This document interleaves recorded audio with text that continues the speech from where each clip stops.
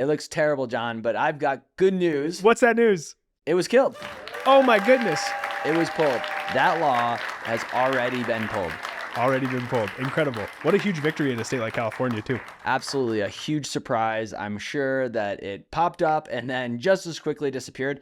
But let's still spend a little bit of time to talk about what was in it, why it had landlords such as ourselves so up in arms. So yeah, you mind walking through some of the main tenets of it? Tenants. I see what you did there. Yeah, so this bill is actually a continuation on some of the language introduced by California during COVID. So they introduced a bunch of tenant protections and a rent cap of 10% plus inflation. So this was some restrictions on landlords, but there was a notable exception against single-family homes. So a lot of our users, right, smaller landlords, DIY landlords, were exempted from this.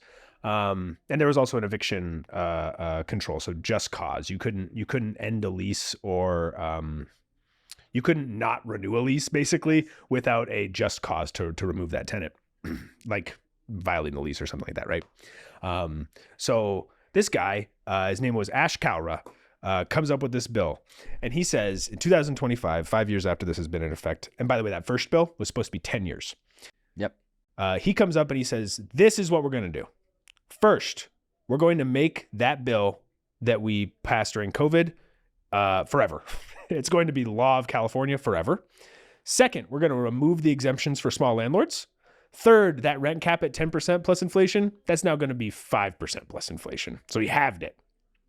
Awful. And we read this last week and we were like, we got to do an episode about this. This is the most restrictive, broad regulation against landlords in the country, I'm pretty sure.